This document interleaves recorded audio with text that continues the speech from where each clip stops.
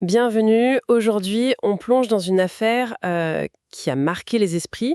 Ça commence à Marrakech. Une soirée qui semble ordinaire, dans un café chic, La Crème, novembre 2017. Oui, une soirée qui bascule.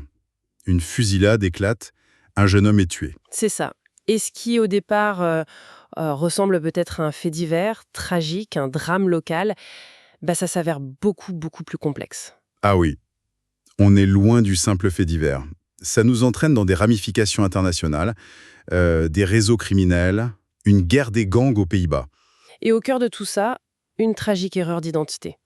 C'est ce qu'on va essayer de démêler aujourd'hui. Comment est-ce qu'un conflit qui naît en Europe peut finir en meurtre à Marrakech? Qui était cet étudiant? Et qui étaient les tireurs? Et surtout, qui était derrière tout ça? On va décortiquer les infos qu'on a pour comprendre cette histoire assez folle. Exactement. Alors, retournons au début. Le lieu, la date. On est le jeudi 2 novembre 2017, il est à peu près 19h45. Le café La Crème, c'est dans le quartier de l'Hivernage, Marrakech. Un endroit assez branché, l'ambiance est plutôt calme à ce moment-là. Et la victime? C'est un jeune homme de 26 ans. Hamza Chaïb, il est étudiant, en 7e année de médecine, fils d'un magistrat de Beni Mellal. Pas du tout le profil. Non, pas du tout le profil attendu pour ce genre d'attaque. Il était avec qui? Il est avec deux amis, un garçon et une fille. Eux aussi, d'ailleurs, viennent de familles liées au milieu judiciaire. Et un détail qui aura son importance. Il porte un t-shirt blanc, un short en jean, il est assis là, tranquille. Et c'est là que ça arrive. C'est là que ça arrive. Deux types débarquent sur un gros scooter, un T-Max noir, casqué, masqué.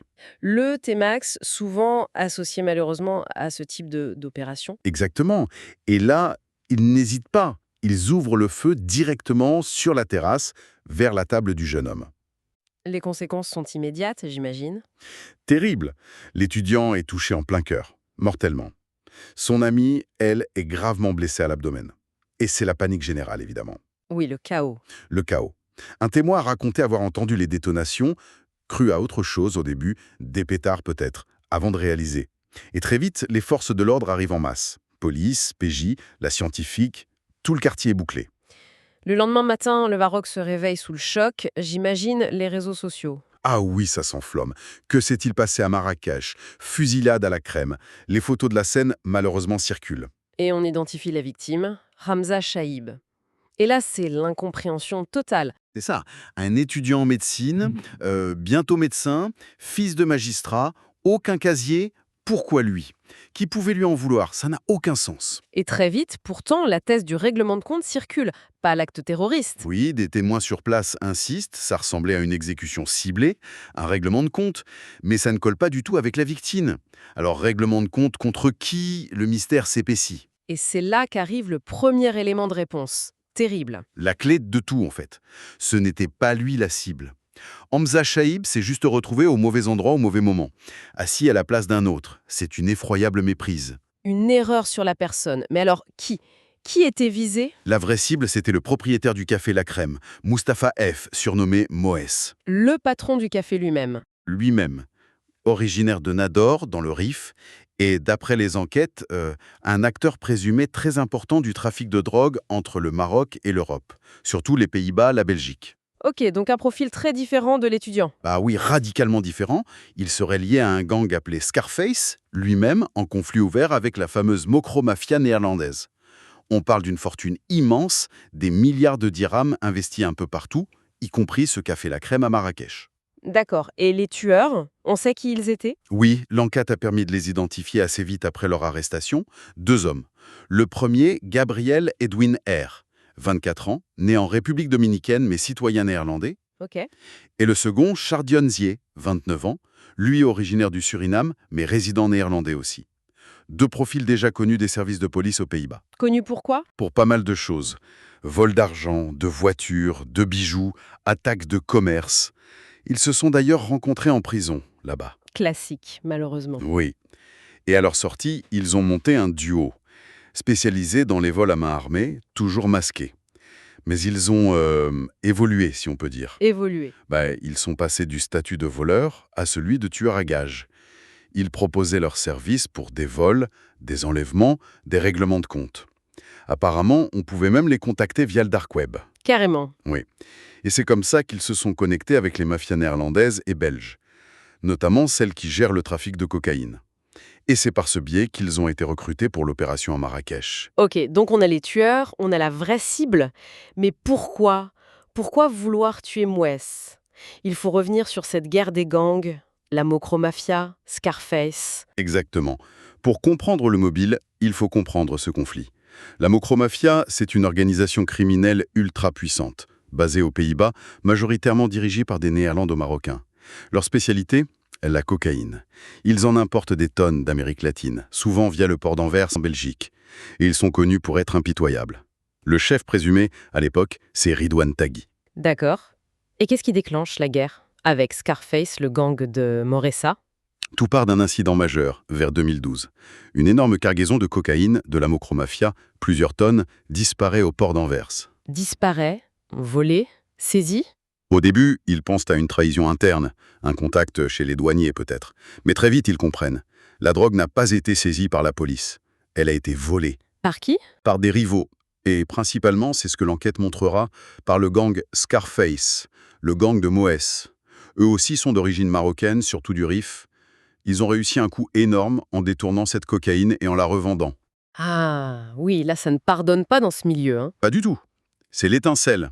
Ça déclenche une guerre sanglante, une vendetta, entre les deux clans, aux Pays-Bas, en Belgique. La Mocro-Mafia déploie ses tueurs, qu'on appelle parfois les anges de la mort, pour liquider tous ceux qui sont soupçonnés d'avoir participé au vol ou d'être liés à Scarface. Il y a eu des exemples concrets de cette violence? Oui, oui. Par exemple, l'assassinat d'un certain Abdelkader Bouker, surnommé le Juif, un trafiquant connu, arrêté à Anvers avec une partie de la cocaïne volée. Il est libéré et abattu peu de temps après. La Mocro-Mafia est immédiatement soupçonnée. C'était un message très clair. Et Moès, Mostafa F, dans tout ça? Eh bien, il devient une cible prioritaire. La Mocro-Mafia est convaincue qu'il a joué un rôle central dans le vol d'Anvers, vu son appartenance à Scarface. Il faut l'éliminer. Il devait se savoir menacé, j'imagine. Absolument. Moès, il sent le danger. Il sait que sa tête est mise à prix. Alors il disparaît. Il quitte l'Europe, essaie de se faire oublier. Et la Mocro-Mafia ne lâche pas l'affaire. Pas du tout. Il lance une traque à l'échelle internationale. C'est ça qui est fou. Ça montre la puissance et les moyens de ses réseaux. Une vraie chasse à l'homme mondiale. C'est ça. Ils activent leur réseau d'informateurs, leurs espions. Ils le cherchent en Europe, bien sûr, mais aussi aux Émirats, en République dominicaine, tiens, le pays d'origine d'un des tueurs, aux États-Unis, en Colombie, partout où il pourrait se cacher. Et finalement? Finalement, l'idée émerge. Et s'il était retourné au Maroc, c'est logique, il a des attaches, des affaires là-bas. Donc ils envoient des gens au Maroc? Oui, des hommes sont envoyés pour le pister. Ils cherchent à Tanger, à Nador, sa région, à Rabat, à Casablanca. Et ils le trouvent où? À Marrakech. Ils découvrent qu'il possède plusieurs business, dont le café La Crème. Des indicateurs confirment, oui, il fréquente son café régulièrement. Il est là, ils l'ont localisé. La traque est terminée. C'est glaçant. Une fois qu'ils l'ont trouvé, la sentence tombe. C'est ça. La décision est prise au sommet, par Ridwan Taghi probablement. Il faut éliminer Moès. Et c'est là qu'il contacte notre duo de tueurs, Gabriel et Chardion, via les fameux anges de la mort. Le contrat est passé, on connaît le montant. Oui, les tueurs l'ont avoué, plus tard, 100 000 € pour les deux, 50 000 chacun. Une somme qui montre que la cible était importante. Et la logistique? Les armes, le transport? Tout est fourni par le commanditaire. Les armes sont livrées sur place, au Maroc, et on leur fournit aussi un scooter T-Max, qui s'avérera avoir été volé. Tout est organisé. Les tueurs arrivent donc à Marrakech, ils se préparent. Oui, ils débarquent, prennent une chambre dans un hôtel tout près de la Crème, pour être au plus proche. Ils font des repérages discrets, étudient les lieux, les habitudes de Moès, ils planifient l'attaque avec des contacts locaux qui les aident. Et pour ne pas attirer l'attention, Ils jouent les touristes lambda, ils sortent en boîte de nuit, histoire de se fondre dans la masse. Mais leur comportement n'est pas passé totalement inaperçu. ah, Quelques heures avant l'attaque, ils retournent à la Crème pour un dernier repérage. Ils s'assoient, observent. Et là, un serveur les remarque. Il les trouve un peu suspects. Ils parlent néerlandais, ils ont l'air d'attendre, de scruter. Comme son patron, Moès, a vécu aux Pays-Bas, ça l'intrigue un peu. Mais bon, il est loin de se douter de la suite. arrive le moment fatidique, le soir du 2 novembre. Oui, le plan est en marche. Moès est bien là, au Café La Crème, assis à une table. Les tueurs le repèrent. Ils confirment son identité, sans doute avec des photos qu'on leur a fournies. La cible est là. Mais Mais Moès, ce n'est pas un débutant. Il a l'instinct de survie. Il sent qu'il se passe quelque chose d'anormal. Peut-être qu'il voit les deux hommes, leur attitude, il reconnaît la langue. Il sait qu'il est menacé. Il comprend tout de suite, Et il réagit? instantanément. Il se lève précipitamment, quitte le café en vitesse, monte dans sa voiture et démarre en trombe. Direction Casablanca pour se mettre à l'abri. Il vient littéralement d'échapper à la mort de justesse. Incroyable. Il part juste avant l'arrivée des tueurs. C'est ça le drame. Les tueurs arrivent juste après son départ. Peut-être qu'ils étaient retournés chercher l'arme, le scooter. Toujours est-il qu'ils arrivent devant le café. Et là, c'est l'erreur fatale. L'erreur fatale. Dans la précipitation, le stress, la visibilité réduite par les casques peut-être, il ne cherche plus Moès. Il tire là où il était assis quelques instants plus tôt. Il vise la place, la chaise. Mais la place n'est plus vide. Non. Entre-temps, l'étudiant Hamza Chaïb est arrivé avec ses amis. Et il s'est assis exactement à cette table, à cette place. Oh non! C'est lui qui prend les balles. 2 balles, en plein cœur. Il meurt sur le coup. Son ami est blessé. C'est terrible, l'absurdité tragique de la chose. La cible était partie, mais l'ordre était de tirer. Celui qui occupait la place, peu importe qui c'était. Une victime totalement innocente. C'est effroyable. Après les tirs, il s'enfuit. Oui, il démarre en flèche sur le T-Max. Plus loin, ils mettent le feu au scooter, ils jettent l'arme, Pour effacer les traces. et ensuite, Il retourne à l'hôtel. ils retournent à leur hôtel, comme si de rien n'était. Ils essaient d'agir normalement, mais leur manège avait déjà attiré l'attention. Le réceptionniste? Exactement, l'employé de l'hôtel qui les avait trouvés bizarres, avec leurs allées et venues rapides. Quand il apprend la nouvelle de la fusillade et qu'il entend la description des suspects look un peu rasta, néerlandophone, ça fait tilt. Il appelle la police. Il prévient la police immédiatement, il donne le signalement, leur numéro de chambre. Et la police intervient. Oui, ils prennent ça très au sérieux. Ils mettent l'hôtel sous surveillance discrète. Pendant ce temps, les 2 tueurs, pour décompresser ou maintenir leur couverture, sont sortis en boîte. C'est à leur retour, tard dans la nuit, qu'ils sont cueillis par la police à l'entrée de l'hôtel. Fin de la cavale. Très courte, Arrêté. Et l'enquête commence. Les interrogatoires. voilà. Au début, bien sûr, ils nient tout. C'est la procédure habituelle. Mais ça ne tient pas longtemps. Non. Face à la pression des enquêteurs, aux preuves qui s'accumulent, ils finissent par craquer. Et là, ils passent aux aveux complets. Il raconte tout. Tout. Oui, ils ont tiré. Non, ils ne connaissaient pas la victime, ni d'Ève ni d'Adam. C'était une erreur. La vraie cible, c'était Moé, le patron du café, qui était assis là juste avant eux. Il donne le mobile aussi, hein. Oui, ils expliquent pourquoi Moé était visé. Son implication présumée dans cette fameuse histoire de cocaïne volée en Belgique, une affaire liée à la Mokromafia. Et le commanditaire? Il donne le nom. Ridouane Taghi, le grand chef. C'est lui qui leur a promis 50 000 € chacun pour exécuter Moé. Pendant ce temps, Moé, il est où? La police le recherche activement. Il est finalement localisé et arrêté à Casablanca. Il sera bien sûr interrogé sur ses propres activités et sur les raisons de cette tentative d'assassinat contre lui. Et les aveux des tueurs sont corroborés? Oui, et de manière spectaculaire. Fin 2019, Ridouane Taghi est arrêté à Dubaï. Une grosse prise. Il est extradé vers les Pays-Bas. Et là, l'analyse de ses téléphones, de ses communications, apporte la preuve finale. Ah oui. On trouve des messages, des photos qui confirment noir sur blanc l'ordre donné à ces anges de la mort de faire exécuter le propriétaire de la crème. La collaboration entre les polices marocaines et néerlandaises a permis de boucler la boucle. Tout s'emboîte parfaitement. Avec de telles preuves et des aveux, le procès au Maroc a dû être assez rapide. Relativement, oui. Les faits étaient assez clairs. Et les condamnations? Lourdes.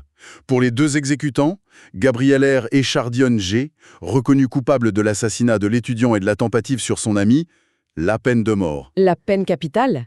Et pour Moez, la cible initiale. Lui, il est jugé pour ses activités criminelles présumées. Il prend plusieurs années de prison, la source mentionne 7 ans, je crois, et surtout, la confiscation de tous ses biens acquis illégalement, ses investissements, le café, etc. Mais l'affaire n'est pas totalement terminée. Il y a eu du nouveau récemment, hein. Oui, tout à fait. En juillet 2024, on a appris que le dossier des 2 condamnés à mort était rouvert en appel. C'est leur avocat qui a fait la demande. Avec quels arguments? Plusieurs. D'abord, leur coopération avec la justice marocaine, après l'arrestation. Ils ont tout avoué, donné les détails, le commanditaire. Ensuite, ils auraient exprimé des remords sincères, Et enfin, l'argument massu, c'était une erreur sur la personne. L'intention première n'était pas de tuer cet étudiant. Et quel est l'objectif de cet appel? Très clairement, obtenir la commutation de la peine de mort en réclusion criminelle à perpétuité. Ce qui changerait beaucoup de choses. Oui, notamment sur la question de l'extradition. S'ils ne sont plus condamnés à mort mais à la perpétuité, la possibilité d'une extradition vers les Pays-Bas pour qu'ils y purgent leur peine pourrait être envisagée, vu qu'ils sont citoyens néerlandais ou résidents. C'est un point important. Maintenant, il faut aussi mentionner, pour être complète, que certains observateurs rappellent la gravité des faits. Oui, c'est le contrepoint. Malgré les remords, la coopération ou l'erreur de cible, le résultat est là. Un jeune innocent, promis un bel avenir, a été tué. Une autre personne gravement blessée. Pour certains, cela justifie pleinement le maintien d'une peine extrêmement sévère, que ce soit la mort ou la perpétuité effective. C'est le débat judiciaire en cours. En tout cas, pour résumer cette histoire complexe, C'est vraiment l'illustration tragique du crime organisé mondialisé. On part d'une guerre de gangs à Anvers pour de la cocaïne volée, ça déclenche une chasse à l'homme internationale par la Mokro Mafia, qui mène à une tentative d'assassinat planifiée à Marrakech. qui rate sa cible mais tue un innocent par une terrible erreur d'identité. Voilà. C'est une chaîne d'événements qui montre à quel point les conséquences de ces réseaux sont dévastatrices, imprévisibles et peuvent toucher n'importe qui, n'importe où. C'est exactement ça. Et ça soulève tellement de questions. Sur la portée de ce crime organisé qui ne connaît pas les frontières. Comment un conflit aux Pays-Bas peut faucher une vie au Maroc? Et sur la justice aussi. Comment juger ces crimes transnationaux complexes, avec des erreurs, des commanditaires lointains, des exécutants recrutés? Et la question éthique vertigineuse. Quelle est la juste peine quand l'intention visait une autre personne, mais qu'au final, c'est une vie innocente qui a été froidement et délibérément sacrifiée sur l'autel d'un règlement de compte qui ne la concernait absolument pas? Une question qui reste ouverte.